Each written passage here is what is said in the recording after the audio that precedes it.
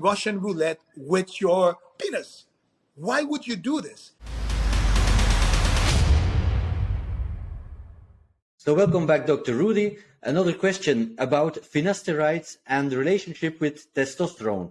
I know a lot of men on TRT are taking finasteride as well because of their androgenetic alopecia.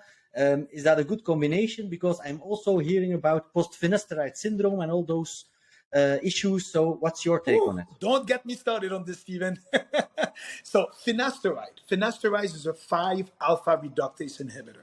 So testosterone turns into dihydrotestosterone, DHT, via 5-alpha reductase. So that's an important reaction because most of the androgenic properties of testosterone are via DHT, dihydrotestosterone. So it causes definitely a lot of the anabolic muscle gain that we get, better sex drive, stronger erections, but our hair is very sensitive to DHT, and DHT tends to be what causes more of the androgenic alopecia, the male pattern baldness. So we see that a lot, and there's a lot of companies in the US now that are the telehealth companies that sell Viagra online, and now they sell a lot of finasteride. So they target mostly young men in their 20s.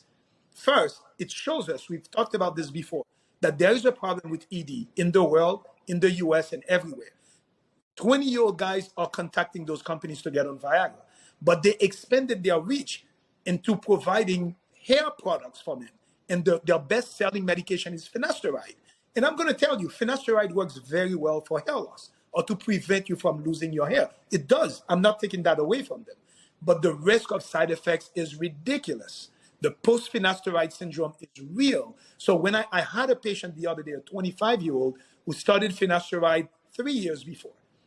And I asked them, did they tell you about all those side effects? He's like, yes, they did. But they said those are very, very rare. So the list of side effects from finasteride, because you have less DHT, are numerous.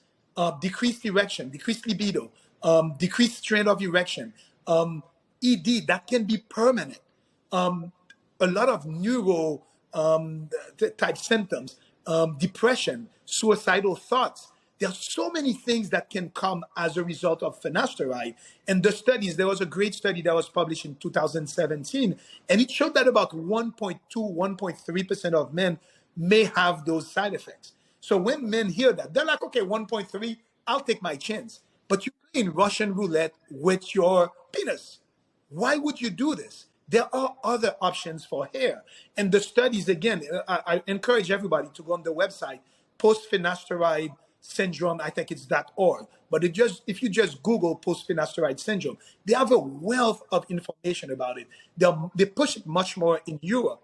They have a bunch of little clips in Germany, I think in Belgium, where they do PSA's public service announcement to warn men about this. Because in some cases, it can be irreversible or take up to 5 years to reverse the sexual side effects or the neuropsychiatric side effects you may get from this. Is it worth your hair to take that risk? Absolutely not. So it pisses me off when I see that.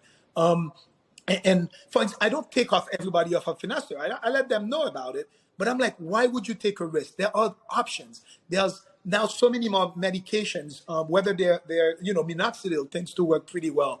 I don't want to plug anything to let people know I'm trying to sell something, but there are good options for hair that are not those 5-alpha reductase inhibitors. So, urologists use those a lot, finasteride and dutasteride for BPH, benign prostatic hypertrophy.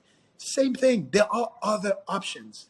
If you don't have a choice because of your prostate, then you know what? It is what it is. But it is not worth to preserve your hair to have the possible side effects of this. So that 25-year-old who came to me, he was on it for 2+ years and started having symptoms of decreased libido, some erectile problems, even some depression. Testosterone was low, mid-range. But I told him, I can put you on testosterone, but finasteride is going to keep preventing testosterone to go to DHT. So if you have those symptoms, you should absolutely come off of it. And the one thing, so if you go on the website again, as far as treatment for post-finasteride syndrome, there's no real treatment for it. So what I've seen that helped my patients, and it helped this young man with post-finasteride syndrome, is that you put them on testosterone. because you try to have more testosterone to try to overwhelm and push it towards DHT. So you put them on testosterone, you put them on daily Cialis, you try to have them, like as much. I like for them to do even more sauna, better diet, anything we can do to try detoxifying and removing this and regain function of the 5 alpha reductase. And it's very important. What I read with this was first, it affects younger men more. So they see that most patients who get the post-finasteride syndrome are in their 20s and 30s. Second, the length of time that you take it is very important.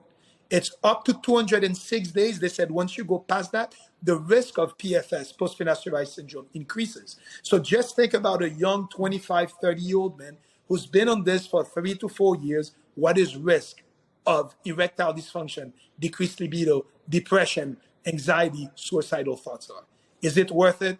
Absolutely not. Yeah, I agree completely. I've never understood why men hold to their hair so much that they risk erectile dysfunction, libido loss, and so on. Just for that, there are other options, as you're saying. I've been using, not myself, but for patients, minoxidil for many years. 5% seems to work very well.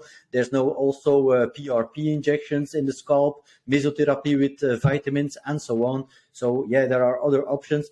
And I always say to young men that start to lose their hair, there's also the option not to care about it. It's just a natural evolution. It's not a real disease. And women, we can say, well, it's a disease to lose your hair. But in men, alopecia androgenetica, male pattern baldness is just normal male evolution. And then they tend to say to me, yeah, doctor, but you are well with that kind of hair or no hair. But me, I don't see myself without hair. And I sometimes understand them very well. When they are young, they have to get used to the idea of losing their hair. But once they're in their 30s or 40s, you really should stop caring about that, I guess. Completely. And if not, explore the different options. There are so many options now. Minoxidil, now even by tablet, you can take a low dose of minoxidil and it's showing that there's great results. Of course, you have to monitor the side effects. But the point is, there are different options. So anybody listening to us, Stephen, really important. If you are on finasteride, look at it. Go on that website. Go on the post-finasteride syndrome and weigh the risk of benefits. Is it really worth it? Start thinking when you started taking it. And so a lot of guys are still on testosterone. They thought it was their testosterone. And I'm like, well, yeah, it is your testosterone, but it is really your dihydrotestosterone that's the problem. So yes, I can put you on testosterone, but as long as you stay on the finasteride, we're not getting the right level of DHT that we want. So I think this is really important, especially for your dermatologist. I love that you're aware of this because I feel like, patients listen to their doctors a lot. So if a doctor tells a patient, it's a very rare thing, it doesn't happen often, it makes the patient feel like, oh, yeah, it's not going to happen to me, especially when you're young. You think nothing's going to happen to you. This is a cautionary tale. This is, to me, really important. It affects fertility also. It affects so many things. Do not play Russian roulette with your health because of your hair. Excellent take. Thank you very much for sharing your opinion, Rudy. Thank you.